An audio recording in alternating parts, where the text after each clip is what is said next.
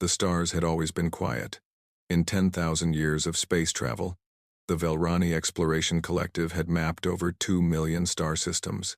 They had found life on many worlds, simple creatures that swam in methane seas, floating organisms that drifted through gas-giant atmospheres, even a few species that had developed basic tool use. But intelligent life, truly intelligent life capable of building cities and ships, was rare beyond measure. The collective itself was made of 7 species who had found each other across the long centuries. They had formed an alliance based on trade, science, and mutual protection. Together, they believed they understood the universe and its rules. They believed they knew what was possible and what was not. They were wrong. Commander Thesic stood on the observation deck of the Eternal Witness, her crystalline body catching the light of distant stars. She was Korath, a species that had evolved on a low-gravity world of silicon plains and ammonia rain. Her body was beautiful in a geometric way, all angles and facets that shifted color with her emotional state. Right now, she glowed a steady blue, the color of calm focus. "Report," she said, her voice like wind chimes in a gentle breeze. Her sensor officer, a Mulvari named Keth, looked up from his console. The Mulvari were soft-bodied creatures, their flesh translucent and filled with bioluminescent organs. Keth's internal lights flickered with confusion. "Commander, I am having difficulty believing what I am seeing," he said. "The energy signature we detected is not coming from a planet or a star. It is coming from an artificial construct." Thesic moved closer to the main display. The image showed a dark shape against the starfield, barely visible. But the sensor readings told a different story. The object was massive, nearly 800 kilometers in diameter. It was generating power levels that rivaled small suns, and it was moving. "A ship?" Thesic asked. "Of that size? It appears so, Commander. But there is more." Keth's lights turned yellow with anxiety.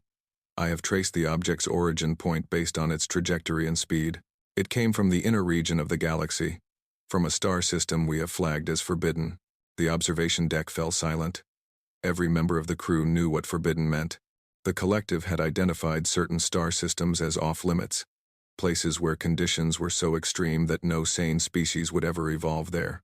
These were the Deathworlds, planets so hostile that they existed only to kill. "Which system?"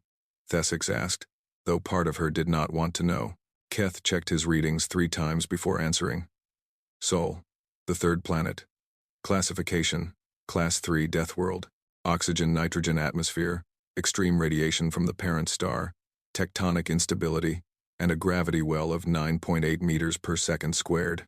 A gasp went through the crew. Class 3 was the highest danger rating. Class I worlds were merely unpleasant. Class 2 worlds were actively dangerous.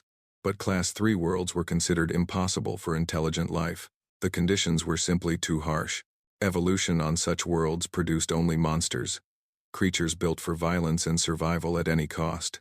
"That cannot be correct," said Thesic. "Run the calculations again." "I have run them 7 times, Commander. The result is the same. This vessel originated from Earth." Thesic felt her crystalline structure vibrate with unease. She had studied the reports on Sol 3 during her training. The planet was a nightmare. Its atmosphere contained oxygen, a gas so reactive that it could corrode metal and burn organic tissue. Its surface was covered in water, a universal solvent that dissolved nearly everything. The planet experienced constant geological violence, with earthquakes, volcanic eruptions, and something called hurricanes that could level entire regions. And the life forms there were even worse. The reports spoke of predators with razor teeth and claws, of venomous creatures that could kill with a single bite, of microscopic organisms that invaded the bodies of larger beings and consumed them from within. Earth was a world at war with itself, where every living thing existed only by killing other living things. No intelligence could arise from such chaos. It was simply not possible. Yet here was a ship, larger than any the collective had ever built, bearing materials that spectral analysis confirmed came from that very world. Iron, titanium, carbon composites, elements forged in the heart of that deadly planet. "We must get closer," Thesic decided. "Maintain full sensor coverage and charge defensive systems. We approach with caution." The Eternal Witness moved forward through the void, its engines humming with carefully contained energy. As they drew nearer, the alien vessel resolved into greater detail on their screens. Thesix felt her color shift toward purple. The shade of wonder and fear combined. The ship was not elegant. Collective vessels were designed with flowing lines and efficient curves, minimizing material usage while maximizing structural integrity. This vessel looked like it had been built by beings who had never heard of such concepts. It was covered in thick armor plates, redundant systems, and what appeared to be weapons emplacements. Lots of weapons emplacements. "I am detecting launch bays," Keth reported. "Hundreds of them. The vessel appears to carry a fleet of smaller craft within its structure." "A carrier design," Thesix said. "They brought an entire navy with them." "There is more, Commander. I am reading life signs aboard the main vessel. Approximately 200,000 individual organisms." 200,000. Thesix tried to process that number. The Eternal Witness carried a crew of 47. The largest collective ships held perhaps 300, but 200,000 beings, all aboard a single vessel, traveling through space for purposes unknown. "Commander," said another crew member, a Thesic communications specialist named Vorn. "The vessel is hailing us." Every being on the observation deck froze. This was the moment they had trained for their entire careers. First contact with an unknown species. The protocols were clear, but protocols seemed meaningless in the face of what they were encountering. "On screen," Thesix commanded. The display flickered, and an image appeared. Thesix had studied Earth biology in preparation for any unlikely encounter. She recognized what she was seeing, though the reality was more unsettling than any report could convey. The being was bipedal, standing upright on two legs in the crushing gravity of its homeworld.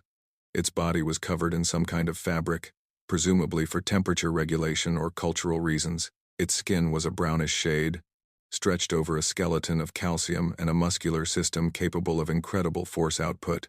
But it was the face that drew Thesic's attention.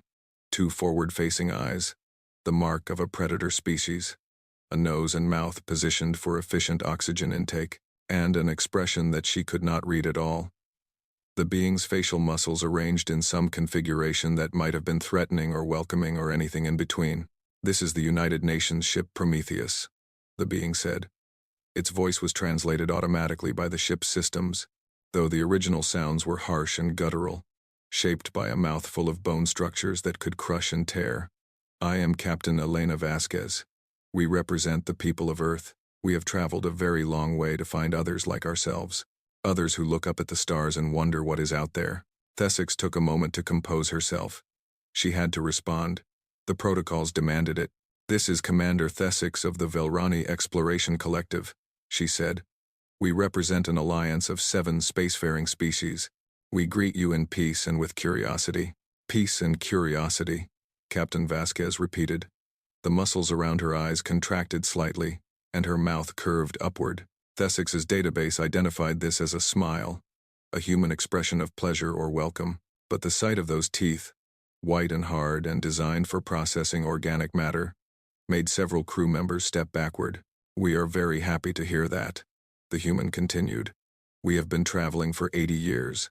3 generations of our people have been born aboard this ship, living their entire lives in space. We always hoped we would find someone else out here. We always believed we were not alone. 80 years. Thesix calculated the distance in her mind. The humans had crossed nearly a quarter of the galaxy, traveling in a straight line from their deadly homeworld into the unknown. They had no idea what they would find. They had no guarantee of success. They had simply gone. "You traveled all this way without knowing if anyone existed to meet?" Thesix asked. Captain Vasquez nodded, another human gesture that Thesix recognized. "We had to try. Humanity has always been a species of explorers. When we ran out of places to explore on Earth, we looked to the sky. When we exhausted our own solar system, we looked further. The not knowing was difficult, but staying home and never trying would have been worse." Thesix exchanged glances with her crew.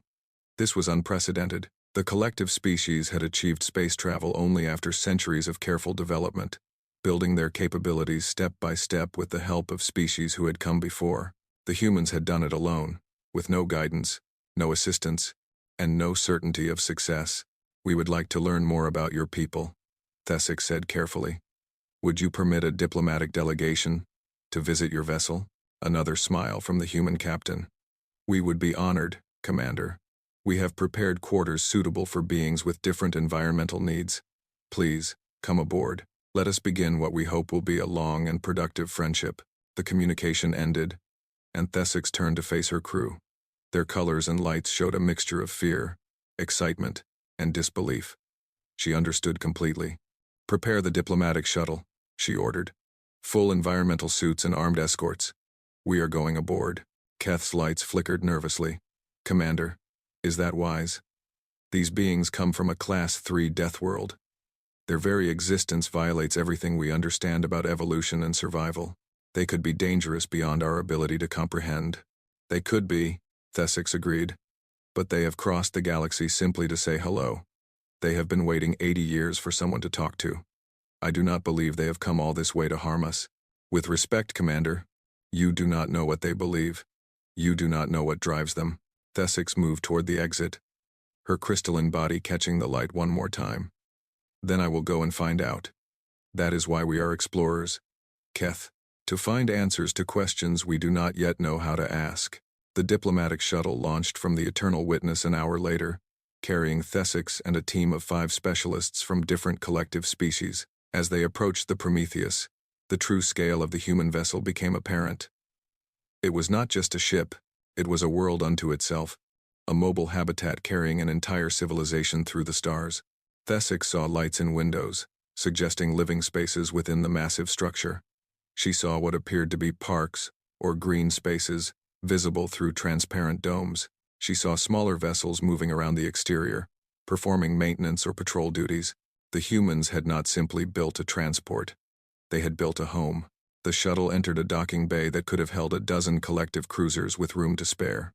As the bay doors closed and atmosphere flooded the space, Thesix prepared herself for what was to come. She would be among the first beings in galactic history to walk among humans, to learn their ways, to understand how a species from an impossible world had achieved the impossible. The shuttle door opened. Standing on the other side, waiting patiently, was a human female in a crisp uniform. She was smaller than Captain Vasquez but carried herself with confidence. Her forward-facing eyes met Thesix's optical sensors without flinching. "Commander Thesix," she said. "I am Lieutenant Commander Sarah Chen. Welcome aboard the Prometheus. I will be your guide during your visit. Please, follow me. There is much to see, and I think you will find our species very interesting." Thesix stepped onto the human vessel, feeling the pull of artificial gravity that matched Earth standard.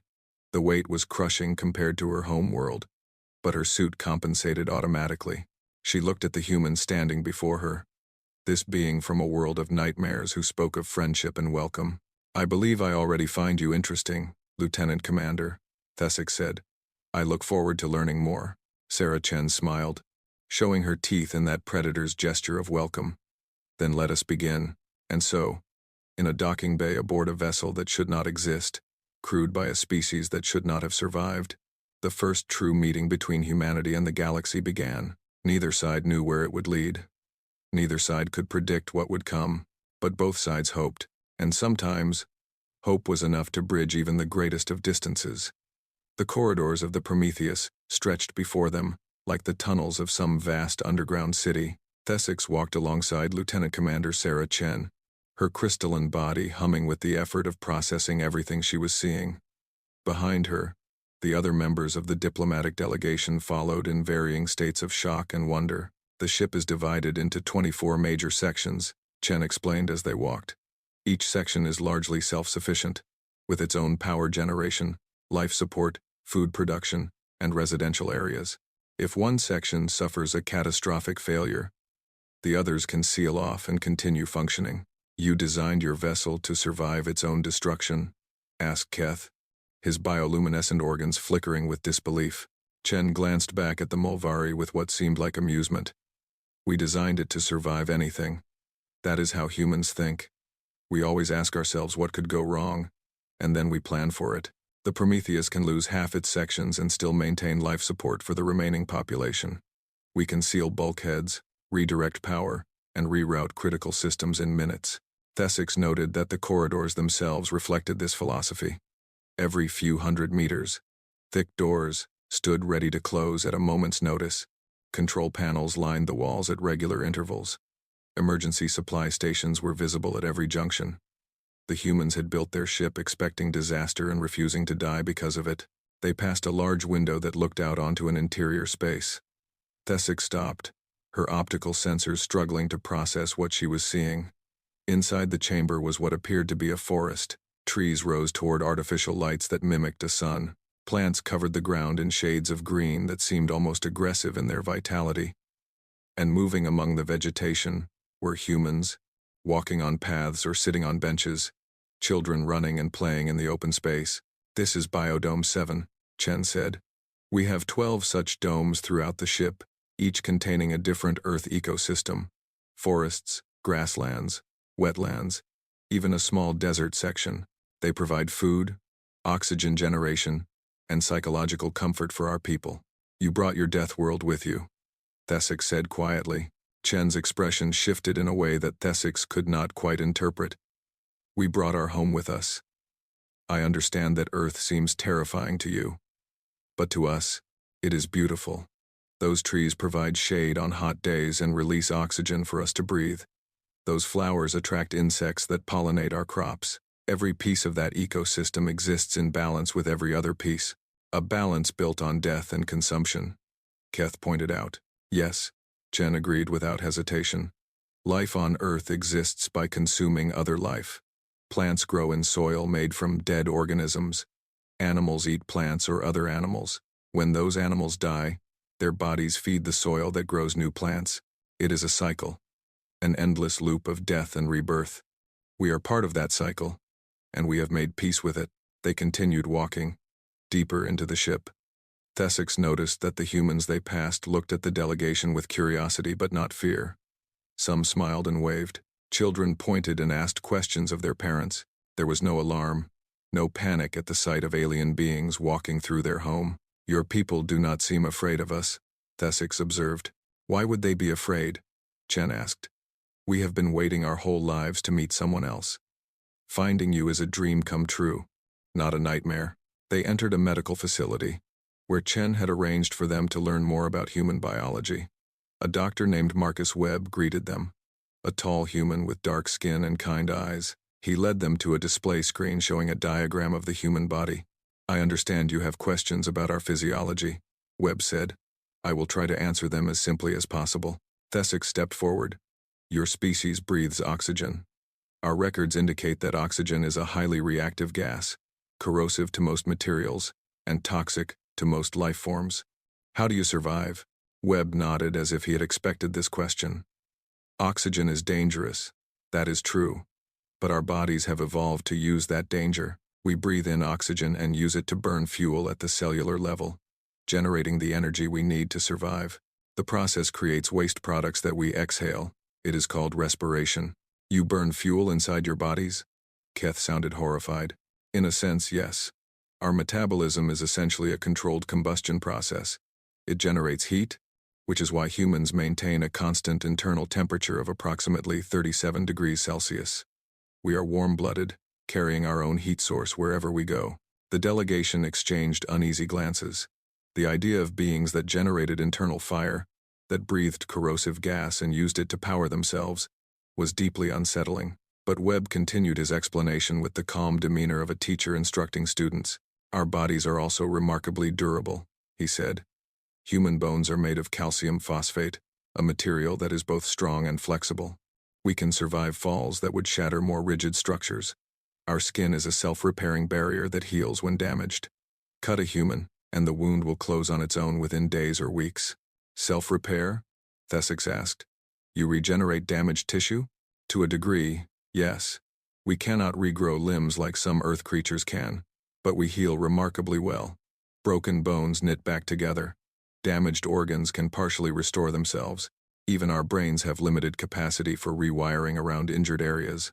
Webb showed them images of human injuries and their healing process. Cuts that closed, bruises that faded, bones that mended. The aliens watched in silence, struggling to comprehend a species that could take damage and simply recover. "There is another aspect of human biology that you should understand," Webb continued. "We are what is called persistence predators. On Earth, many predators rely on speed or strength to catch their prey. They ambush, they pounce, they kill quickly. Humans developed a different strategy. He pulled up images of ancient humans on the savannah, chasing animals across vast distances. We are not the fastest animals on Earth. We are not the strongest. But we can travel farther than almost anything else. A human can walk or run for hours, even days, without stopping. We can cover distances that would exhaust any other creature. Our ancestors hunted by following prey, until the prey simply could not run anymore. We outlasted them. You hunted through exhaustion, Thesic said slowly. You pursued your prey until it died of fatigue. Yes, and this trait has shaped our psychology as much as our biology. Humans do not give up easily. When we want something, we pursue it with patience and determination. We traveled 80 years to reach this part of space because we believed someone was out there. We did not know for certain. We simply refused to stop until we found out. The medical tour continued, revealing more details about the human body. Their immune system, which fought off microscopic invaders with chemical warfare. Their digestive system, which broke down organic matter using acids strong enough to dissolve metal.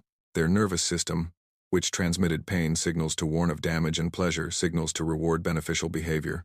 By the end, Thesic felt she was beginning to understand why humans had survived their death world.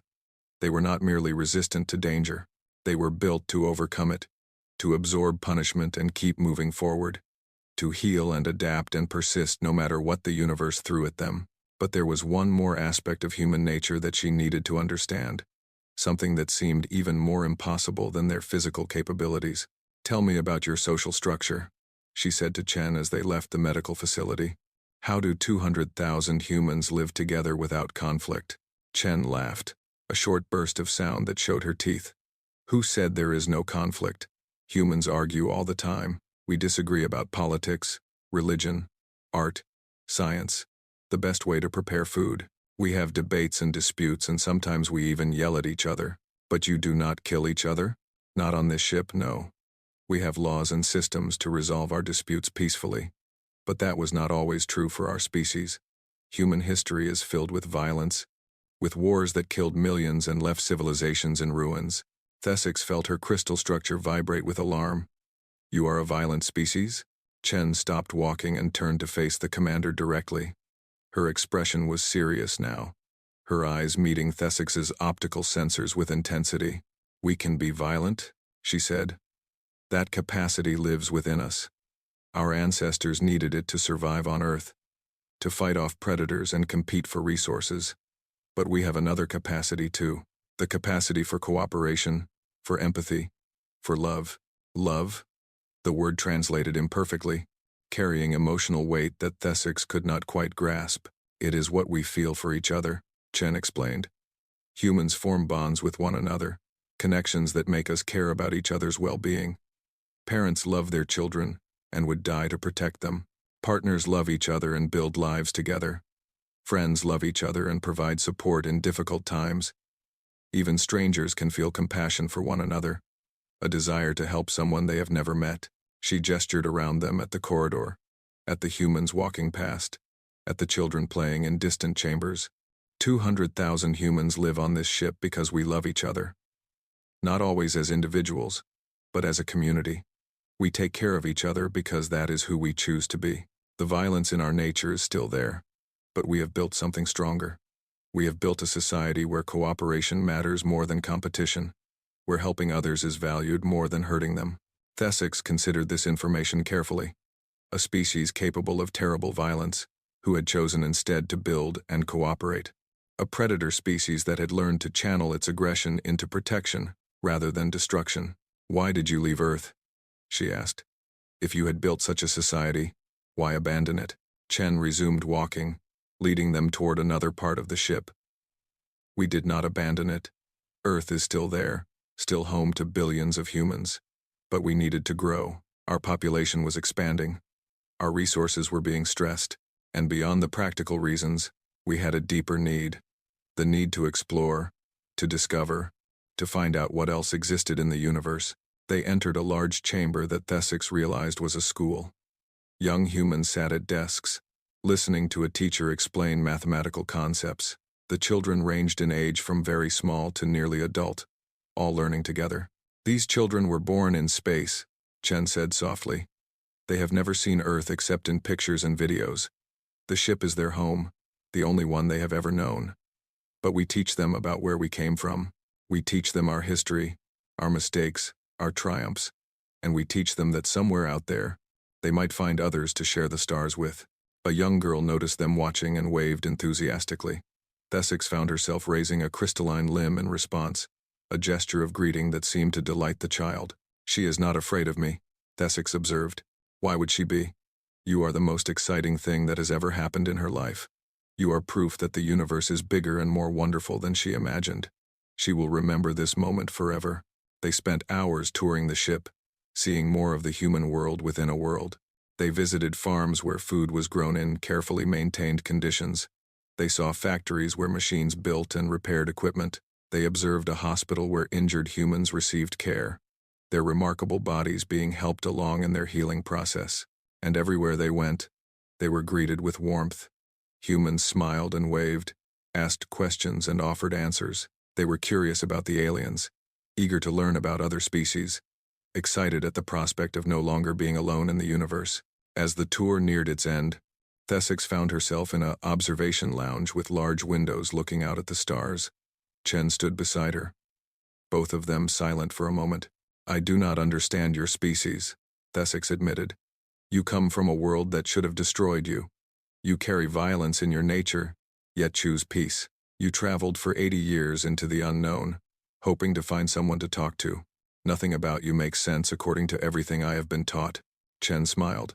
And this time, Thesix could see that it was genuine, without any trace of predator's threat. Maybe that is what makes us human, she said. We do not make sense. We are walking contradictions.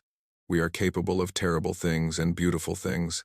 Often in the same day, we love and hate, create and destroy, fear and hope. But in the end, we always choose to keep going. We always choose to reach for something better. She turned to look at the stars, at the vast expanse of space that still held countless mysteries. We came out here because we believed that the universe was worth exploring, that somewhere among all those stars, there was something wonderful waiting to be discovered. And now we have found you. We have found proof that we were right to hope. Thesix looked at the human beside her. This small, fragile-seeming creature from a world of nightmares, who spoke of hope as if it were the most natural thing in the universe. What do you want from us? Thesix asked. What does humanity seek from this encounter? Chen's answer was simple and immediate. Friendship, understanding, the chance to learn from you and share what we have learned, the chance to stand together and face whatever challenges the universe might bring. And if we cannot offer that, if the collective decides you are too dangerous to associate with, Chen's expression grew serious, but not threatening. Then, we will be sad. But we will not stop. We will continue exploring, continue searching, continue hoping, because that is what humans do. We never stop. Thesix felt something shift inside her crystalline structure, some new understanding taking root.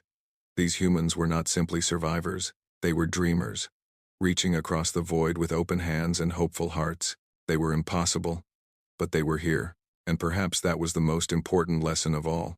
The message from Commander Thesix arrived at the Velrani High Council chamber during what should have been a routine administrative session. Within minutes of its transmission, the chamber had transformed into a scene of chaos and fear that none of the assembled leaders had ever witnessed before. Councillor Veth of the Mulvari stood at the center of the vast circular room, his translucent body pulsing with agitated light. Around him, representatives from all 7 collective species argued, whispered, and gestured in their various ways of expressing distress. The holographic display above them showed the Prometheus in all its massive, impossible glory. This cannot be accurate, declared Councillor Rax of the Thesic, his chitinous limbs clicking against the floor as he moved. A vessel of that size, crewed by beings from a Class 3 Deathworld, Commander Thesix must have made an error in her observations. I have reviewed her data 3 times, replied Councillor Yen of the Korath, her crystalline form glowing a worried shade of orange. There is no error. The humans are real. Their ship is real. And they are requesting formal contact with the collective. High Councillor Marath, eldest of the Velrani delegation, raised a tentacle for silence. The room gradually quieted. though the tension remained thick in the recycled air. Marath had served on the council for over 2 centuries, guiding the collective through dozens of crises. But nothing in his long experience had prepared him for this. "Let us review what we know," he said, his voice carrying the calm authority of long practice. "Commander Thesix has made first contact with a previously unknown species. These beings, who call themselves humans, originated from the planet designated Sol 3, a Class 3 Deathworld. They have traveled for 80 standard years to reach this region of space, and they number approximately 200,000 individuals aboard their vessel."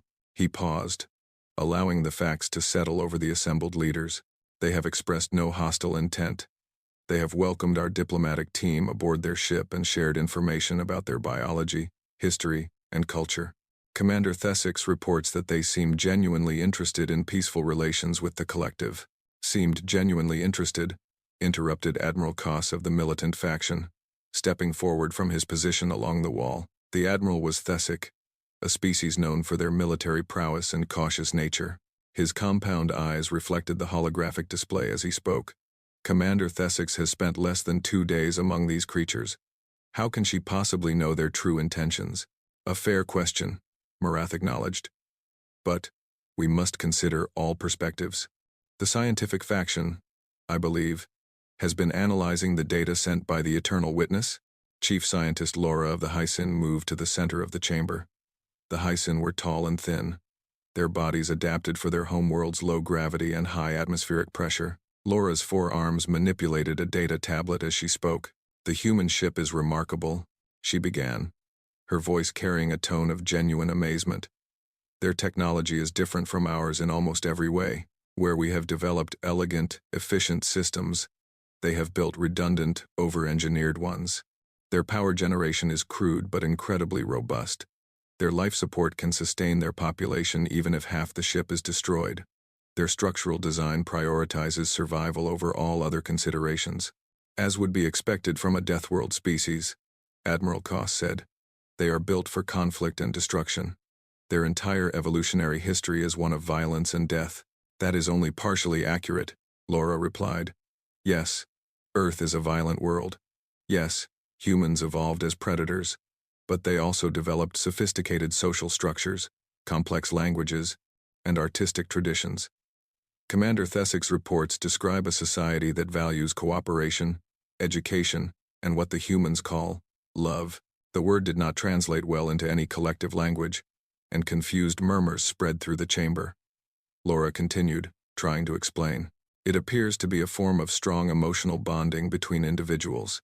Humans feel deep attachment to their family members, their mates, their offspring, and even unrelated members of their community.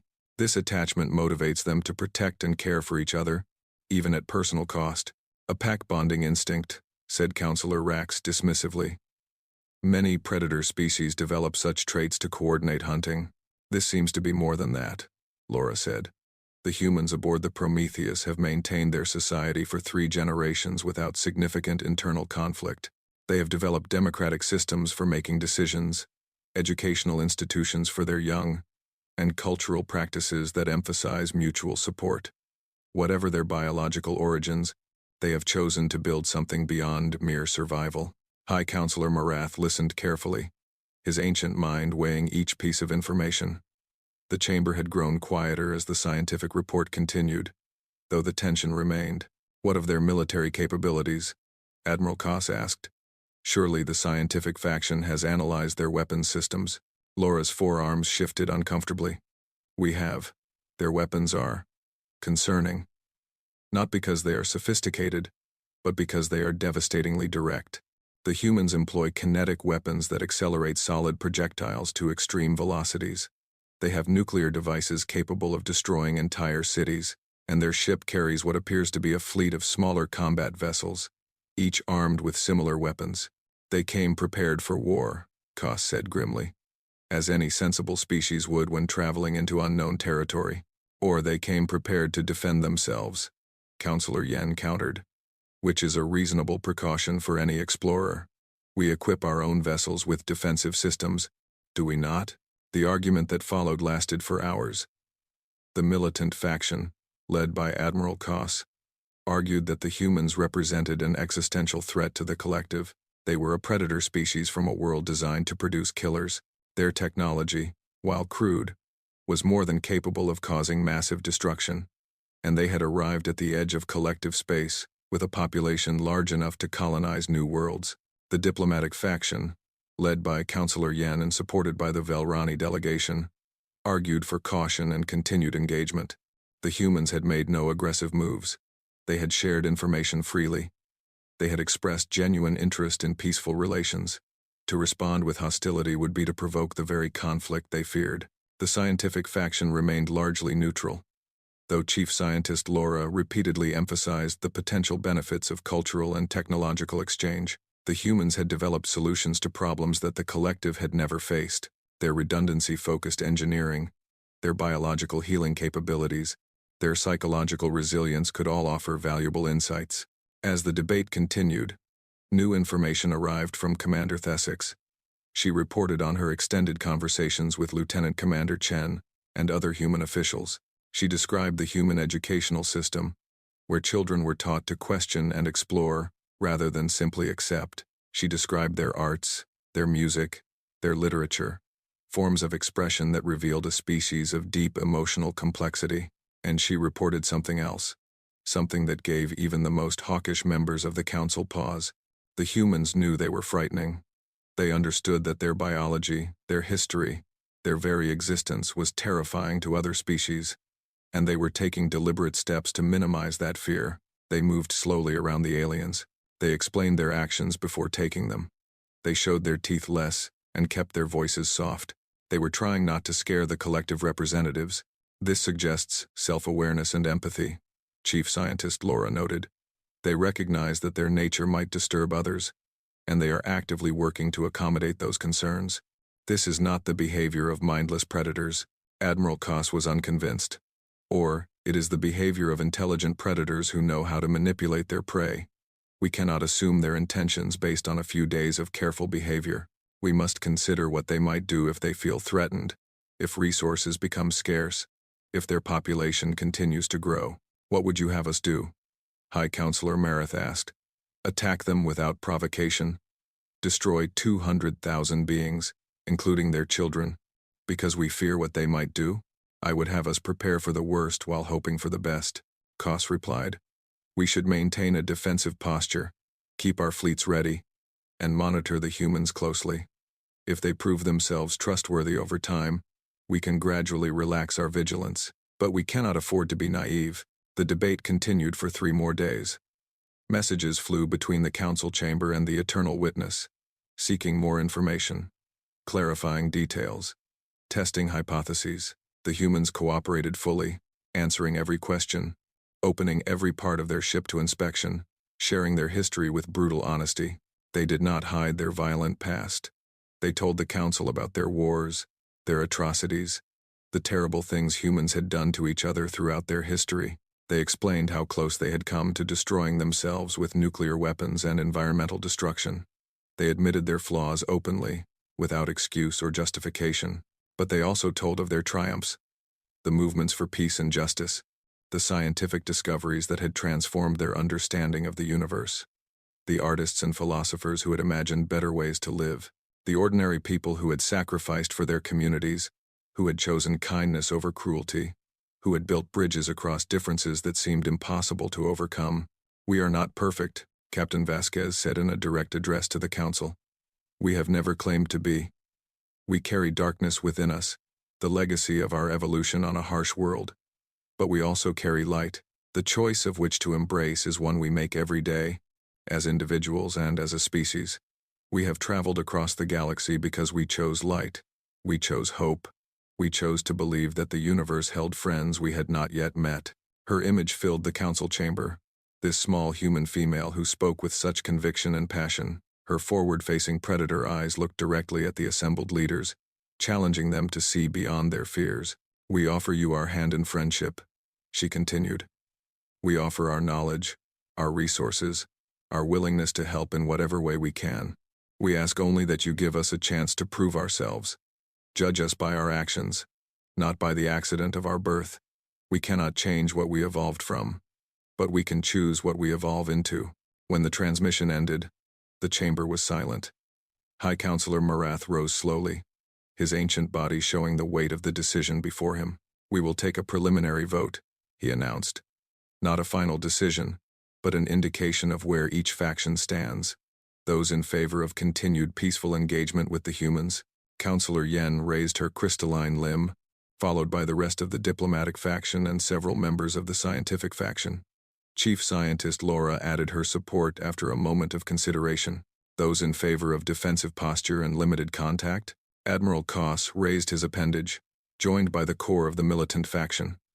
Several undecided counselors reluctantly sided with them. Those in favor of preemptive military action? A handful of hardliners from the militant faction indicated support, but they were clearly a minority. Admiral Koss did not join them, despite his aggressive rhetoric. "The vote indicates support for continued engagement with appropriate caution," Marath announced. "We will establish formal diplomatic relations with the humans while maintaining our defensive capabilities. We will share limited technological and cultural information while monitoring their activities. And we will hope that Captain Vasquez speaks the truth about her species." He paused, looking around the chamber at the representatives of 7 species who had built something remarkable together over thousands of years. "The humans say they came seeking friends. Let us give them the chance to find them. But let us also remember that trust is earned through action, not words. Time will reveal the truth of their intentions." The council session ended, but the debate was far from over. In private chambers and secure communications, the various factions continued to argue their positions. The militants prepared contingency plans for war. The diplomats drafted proposals for cultural exchange. The scientists compiled lists of questions they wanted to ask human researchers. And far away, aboard the Prometheus, 200,000 humans waited to learn their fate. 3 generations who had been born among the stars, who had never seen Earth except in stories and dreams. They had found what they were looking for. They had found others in the vast darkness. Now they could only hope that those others would see them not as monsters from a death world, but as fellow travelers on the long journey through the universe. Captain Elena Vasquez stood on her bridge, looking at the stars that surrounded her ship. Somewhere among them, beings she had never met were deciding whether humanity deserved a chance, whether the children playing in the biodomes deserved to grow up in a galaxy that welcomed them. She had done everything she could. She had opened her ship, her society, her history to scrutiny. She had been honest about the darkness in human nature while trying to show the light. Now there was nothing to do but wait and hope, because that was what humans did. Against all odds, against all reason, against the harsh lessons of a universe that seemed designed to destroy them, they hoped. Admiral Koss stood on the command deck of the Righteous Blade, watching the stars streak past as his small fleet raced toward the human vessel. He had not received authorization for this mission. The High Council had voted for diplomatic engagement, for patience and caution, but Koss had spent his entire career studying threats to the collective, and everything about the humans screamed danger. 200,000 of them, breeding and growing, learning about collective technology and defenses through their so-called diplomatic exchanges. How long before they decided they wanted more than friendship?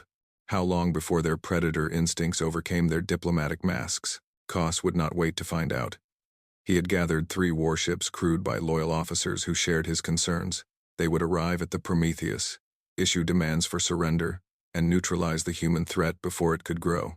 The Council would protest, but they would eventually understand. They would thank him for his foresight. The Righteous Blade dropped out of faster-than-light travel alongside the Swift Justice and the Eternal Vigilance. The human vessel hung before them, massive and dark against the starfield. Koss felt his compound eyes widen at the sight of it. The reports had not done it justice. The thing was enormous. A moon-sized construct bristling with armor and weapons. "Open a channel to the human ship," Koss commanded. His communications officer complied, and moments later, the face of Captain Elena Vasquez appeared on the main display. She looked calm, though Koss could see the tension in the way she held her shoulders. "Admiral Koss," she said, her voice steady. "We were not expecting a visit from the collective military. Is there something we can help you with?" "You can surrender your vessel and submit to collective authority," Koss replied. "You represent a threat to galactic stability.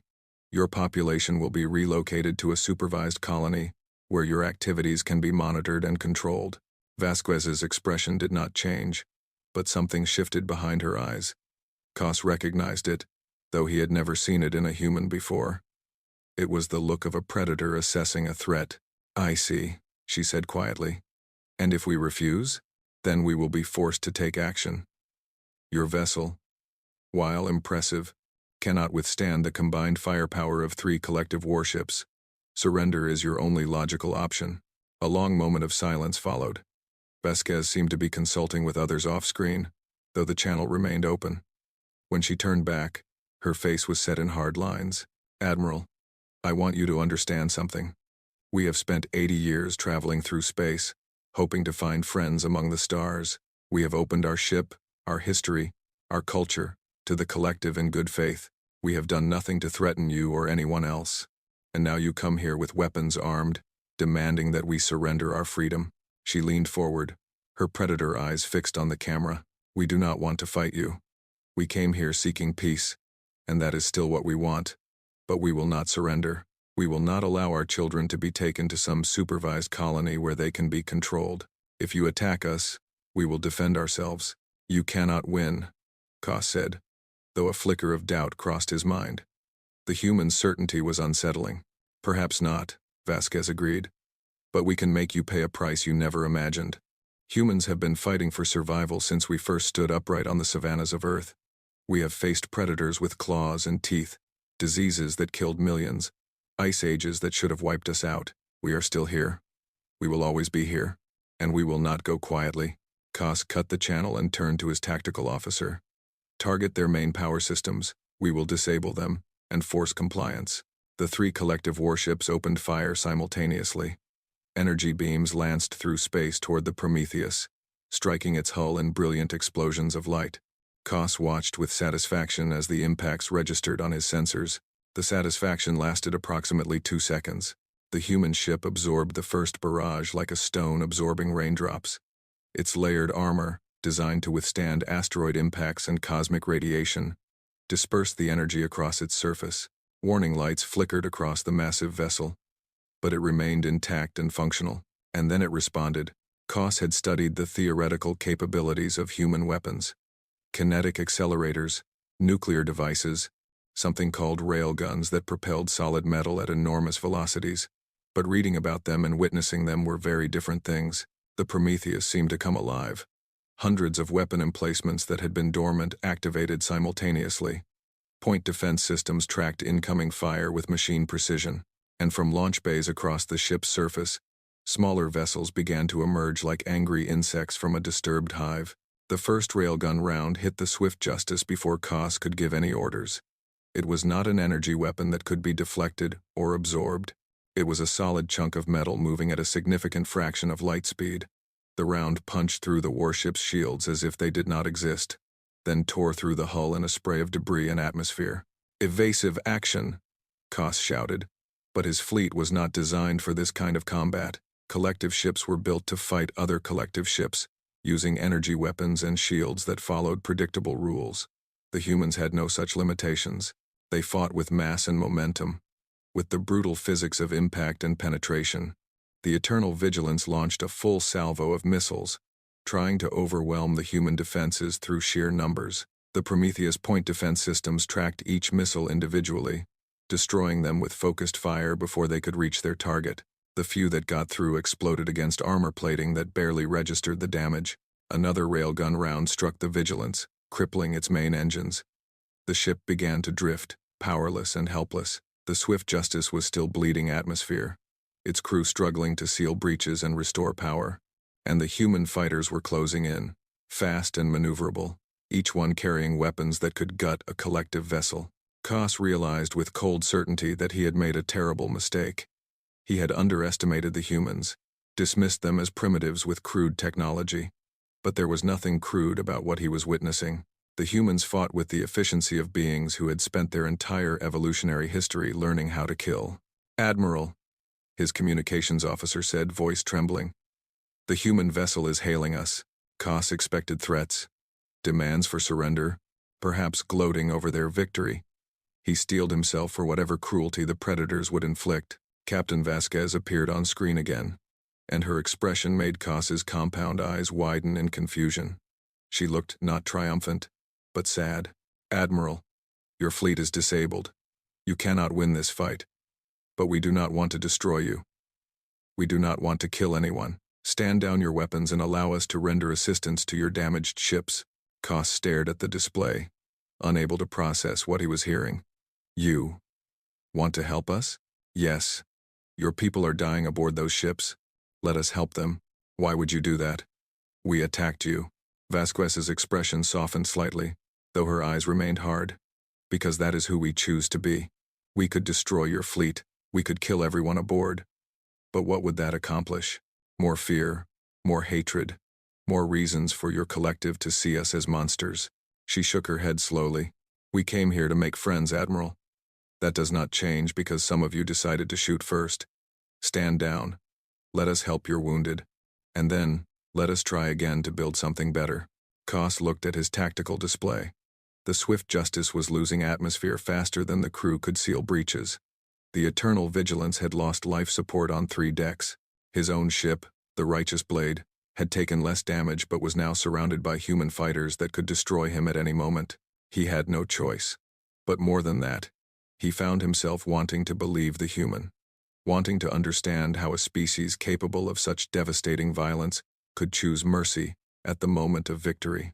"All ships, stand down," he ordered. "Cease fire and await instructions." The next hours became legend throughout the collective. Human shuttles launched from the Prometheus, carrying emergency supplies, medical equipment, and something far more valuable: trained personnel who knew how to save lives. Human medics boarded the crippled collective vessels, moving through damaged corridors with the confidence of beings who had faced worse environments. They sealed breaches, treated wounded crew members, and stabilized critical systems. They worked alongside terrified aliens who had been taught to see them as monsters, and they did it with patience and skill. One human Marine, a large male named Sergeant Marcus Cole, personally carried 3 injured Thessic crew members from a breached compartment to safety. The Thessic were heavy, their chitinous bodies difficult to grip, and the corridor was filled with toxic gases from ruptured conduits. Cole did not hesitate. He went in, one trip at a time, until everyone was out. When asked later why he had risked his life for beings who had tried to kill his people minutes earlier, Cole seemed genuinely confused by the question. "They needed help," he said simply. "What else was I supposed to do?" Admiral Cass witnessed this himself, watching from a damage control station as human teams worked to save his ship. He saw them treating collective, wounded with the same care they would show their own. He saw them sharing rations with hungry crew members, offering blankets to those in shock, speaking soft words of comfort to the dying. These were the monsters he had been so determined to destroy. These predators from a death world, with their forward-facing eyes and their terrible weapons, who responded to an unprovoked attack by risking their own lives to save their enemies. When the crisis had passed, when the dead had been honored and the wounded stabilized, Cass requested a private meeting with Captain Vasquez. She agreed, and he was transported to the Prometheus under guard. They met in her ready room, a small space decorated with images of Earth and human art. Vasquez offered him a seat and a drink of water, which he accepted with trembling hands. "I do not understand," he said finally. "We attacked you. We tried to kill your people. Why did you help us?" Vasquez was quiet for a moment, considering her words carefully. "On Earth, there is a philosophy called the Golden Rule. It exists in almost every human culture, expressed in different ways. Treat others as you wish to be treated. Help those in need. Show mercy to the defeated." She looked at him directly, her predator eyes softer now. "We evolved on a world that tried to kill us every day. We survived because we learned to work together, to protect each other, to extend our care beyond just our immediate family. The violence in our nature is real, Admiral, but so is this. The desire to help, to heal, to build rather than destroy." "But we were your enemies," Cass protested. "You were afraid," Vasquez replied. "I understand fear. It makes us do terrible things. But fear can be overcome. It has to be overcome, if we want to build anything lasting." She leaned forward, her voice intense. "We will protect our people, Admiral. Make no mistake about that. threaten our children, and we will fight with everything we have. But we will not become the monsters others fear we are. We refuse to let our darker nature define us. Every time we have the choice between mercy and cruelty, we will choose mercy. That is the only way to prove that we deserve to be trusted. Koss sat in silence, processing everything he had witnessed and heard. His entire understanding of the universe had been shattered and rebuilt in the span of a few hours. "I will tell the council what happened here," he said finally. "I will tell them what you did, what you chose to do." "Thank you," Vasquez said. "That is all we ask. The chance to be judged by our actions, not by our biology. The chance to show who we truly are." She stood and extended her hand, a human gesture of friendship and agreement. Koss looked at it for a long moment, at the soft skin that concealed such terrible strength. Then he reached out his own appendage and took it. "Perhaps I was wrong about your species," he admitted. Vasquez smiled, showing her teeth in that expression that Koss was beginning to recognize as genuine warmth rather than threat. "Perhaps you were," she agreed. "But you gave us the chance to prove it, and that makes you braver than you know." The news of the battle and its aftermath spread through the collective like wildfire. The images of human medics saving collective lives, of human marines carrying wounded enemies to safety, of a species choosing mercy at the moment of their greatest triumph. Everything changed, not overnight, and not completely. Fear does not disappear because of a single act of kindness. But the conversation shifted. The questions became different. Instead of asking how dangerous the humans were, people began asking what kind of beings would respond to an attack with compassion. And aboard the Prometheus, 200,000 humans continued their journey through the stars, still hoping for the friends they had always believed were out there. They had proven something important that day. Not that they were harmless, because they were not. Not that they were weak, because they had demonstrated exactly how deadly they could be. They had proven that being capable of terrible violence did not mean being defined by it. That the choice to show mercy was always available, even when revenge would be easier. That the measure of a species was not what they could do, but what they chose to do.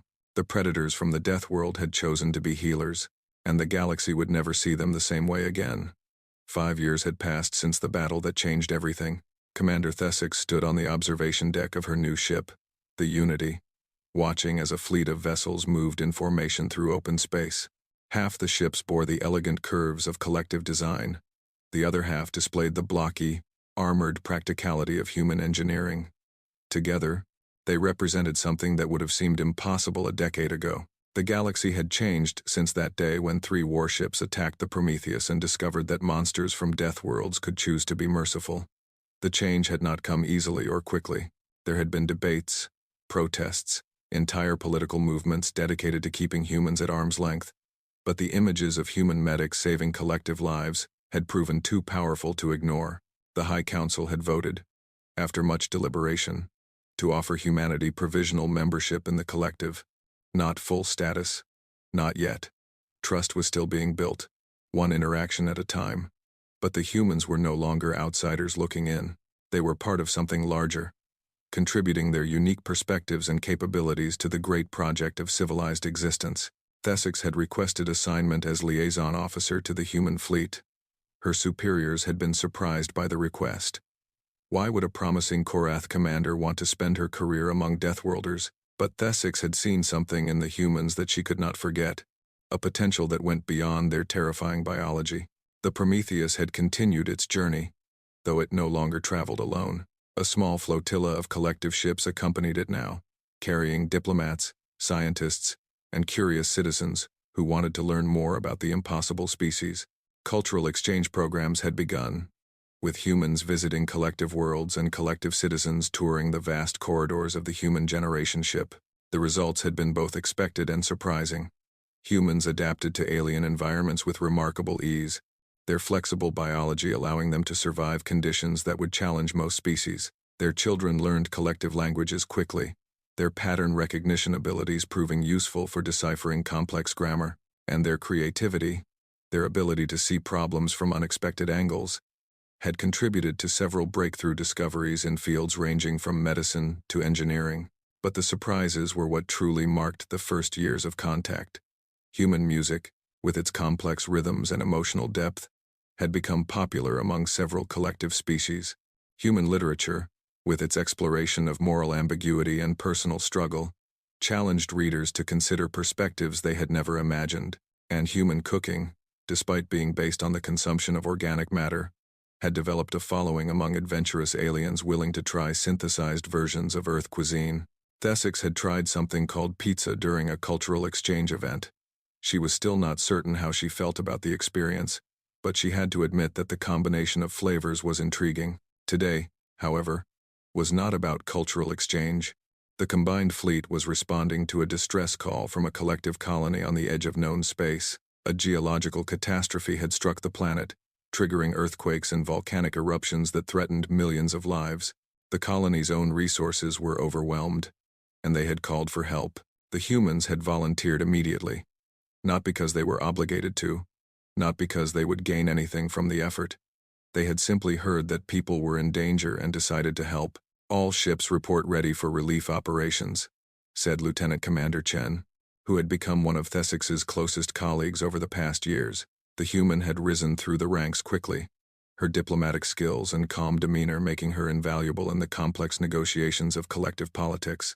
"The Korath medical ships will establish field hospitals in the northern settlements," Thesix said, reviewing the operational plan. "Human engineering teams will focus on stabilizing damaged infrastructure. Food and supplies will be distributed from the central coordination point. The Prometheus is deploying all available shuttles," Chen reported.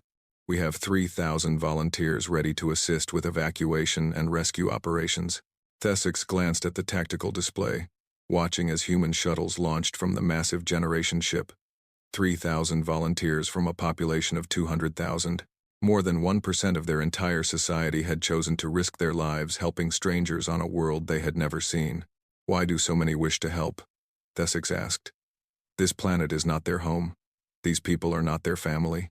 Chen smiled, that warm expression that Thesix had learned to recognize as genuine affection rather than predatory threat. "Because they need help," she said simply. "Is there any other reason necessary?" The relief operations continued for weeks. Human rescue teams moved through collapsed buildings with their remarkable endurance, searching for survivors long after other species would have given up. Their healing bodies allowed them to work in conditions that would incapacitate collective volunteers, and their stubborn refusal to accept defeat kept them going even when hope seemed lost. They saved thousands of lives. Korath, Mulvari, Thesic, Hyson, and half a dozen other species owed their survival to humans who had traveled across the galaxy and chosen to help. But it was not just the physical rescue that mattered. Thesix observed countless small moments that revealed the true nature of human compassion. A human marine comforting a terrified Mulvari child whose parents were missing. A human doctor teaching emergency medical techniques to local volunteers. A human engineer explaining how to reinforce structures against future earthquakes. Sharing knowledge freely without asking for anything in return. One incident stood out in her memory. A school had collapsed during a secondary quake, trapping dozens of children beneath the rubble. Human rescue teams had worked for 18 hours straight, carefully removing debris and extracting survivors. By the end, they had saved every single child. The lead rescuer, a woman named Maria Santos, had emerged from the ruins carrying the last survivor, a small Korath child who had been buried the deepest. Santos was covered in dust and blood, her body showing the strain of nearly a full day without rest. But she was smiling. "Got you, little one," she had said, handing the child to waiting medical teams. "Everything is going to be okay now." The child's parents had been waiting nearby, their crystalline bodies dim with grief and fear. When they saw their daughter, still alive against all odds, they had rushed forward and embraced the human who had saved her. They had no words that could express their gratitude, so they simply held her, these alien beings touching a creature from a death world with nothing but love. Santos had hugged them back, this predator with her forward-facing eyes and her body built for violence. She had held them gently, carefully, as if they were the most precious things in the universe. "That is your family," she had said. "You take care of each other now." Thesix had watched from a distance, her own crystalline form shifting through colors she could not name. She had studied humans for years, had learned their biology and history and culture, but she was only now beginning to understand them. They were not defined by their origins. They were not limited by their evolution. They had been shaped by a death world, Yes, carrying within them the capacity for terrible violence. But they had also learned something on that harsh planet, something that had allowed them to survive and eventually to thrive. They had learned that survival meant nothing without connection, that strength meant nothing without compassion, that the ability to destroy was meaningless compared to the ability to build. The humans had come to the stars seeking friends, and in doing so, they had shown the galaxy what friendship truly meant. Years later, Thesix stood in the biodome of the Prometheus, walking among the Earth vegetation that still seemed so alien and yet so beautiful. Beside her was Sarah Chen, now a captain in her own right, commanding a joint human collective exploration vessel.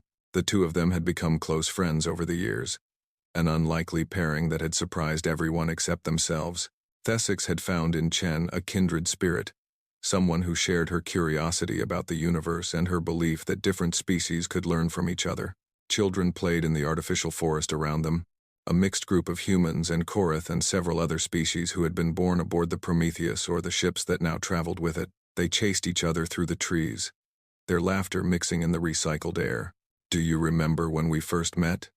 Chen asked, watching the children play. Thesix's crystalline body shifted to warm gold, the color of fond memories. "I remember being terrified. Your species was everything we had been taught to fear. And now?" Thesix considered the question carefully. "Now, I understand that fear was based on incomplete information. You are not what we expected. You are something far more complex and far more wonderful." A human child ran past, chasing a small animal that Thesix recognized as a dog. The creature bounded through the grass with obvious joy, its tail wagging as it played. Behind them came a Korath youngling, her crystalline form shimmering with excitement as she tried to keep up. "The children do not fear each other," Thesix observed. "They never learned to." "That is the hope," Chen agreed. "That the next generation will see cooperation and friendship as natural, not as exceptions. That they will grow up in a galaxy where species help each other simply because they can." Thesix watched as the human child stopped running, waiting for the Korath youngling to catch up. When she did, the two of them sat down together in the grass, petting the dog and chattering in a mixture of languages. "Why do humans bond so easily with other species?" Thesix asked. "Even with animals, with machines, with beings completely unlike yourselves?" Chen smiled, her predator eyes soft with emotion. "Because we evolved to need connection. On Earth, we survived by forming groups, by caring for each other, by extending our concept of family beyond just those who shared our blood. That need did not disappear when we left our planet. It just grew to include more beings." She knelt beside a small flowering plant, touching its petals gently. "We look at the universe and we see potential friends everywhere. In other species, in artificial intelligences, in life forms we have not yet imagined. We cannot help it. We are built to reach out, to connect, to love, even when that reaching out might be dangerous. Especially then, the most meaningful connections are the ones that require courage, the friendships that bridge differences which seem impossible to overcome." Thesix looked at her friend. This human, who had once seemed so alien and now felt like family. "Your species was alone for so long," she said. 80 years of traveling through empty space, hoping to find others. Did you ever despair?" Chen stood up, brushing dirt from her uniform. "Sometimes. There were dark moments when we wondered if we were the only ones, if the universe was as empty as it seemed. But we kept going. We kept hoping." "Why?" Chen's answer was simple, spoken with the conviction of absolute truth. "Because giving up would have meant betraying everything we believed in. We are humans. We endure. We persist. We refuse to accept that the darkness is all there is." She looked up at the artificial sky, at the lights that mimicked a sun that was light years away. "And we were right. We found you. We found all of you." The galaxy was not empty. It was full of friends we had not yet met. Thesix felt something warm in her crystalline core, an emotion she had learned to recognize over years of friendship with humans. "You changed everything," she said. "Your species arrived and nothing was the same afterward. The collective had to rethink its assumptions, its fears, its very understanding of what was possible. Is that a good thing?" Thesix watched the children playing, the dog running, the plants growing in this artificial forest aboard a ship traveling through the stars. "Yes," she said. "I believe it is. You showed us that beings from a death world could choose mercy, that predators could become protectors, that the most dangerous species in the galaxy might also be the most compassionate. She turned to face Chen directly, meeting those predator eyes that no longer seemed threatening at all. You showed us that the universe was not as we believed, and in doing so, you made it better. Chen smiled, that warm human expression that Thesix had grown to treasure. We could not have done it alone. You gave us a chance when many would have shot first. You judged us by our actions rather than our origins. Whatever we have contributed to the galaxy, it was made possible by your willingness to see past your fears. The two friends stood together in the garden, surrounded by life from a death world that had become a symbol of hope. Around them, the Prometheus continued its journey, no longer alone, no longer searching. They had found what they were looking for. Not just alien species to talk to, but something deeper. A purpose beyond survival. A reason for their impossible journey. They had found a galaxy that needed exactly what humanity had to offer. Not their weapons or their violence, though those remained if needed, but their compassion, their persistence, their stubborn refusal to give up on the dream of a better universe. The death world had produced something wonderful after all. Not monsters, but healers. Not conquerors, but friends. And as the stars wheeled slowly past, carrying ships from a dozen species toward a future none of them could have imagined, one truth became clear to everyone who witnessed the new age of cooperation. The galaxy had never truly been dangerous. It had simply been waiting for the right kind of dangerous to protect it. And finally, after 10,000 years of hoping, humanity had arrived. They were home.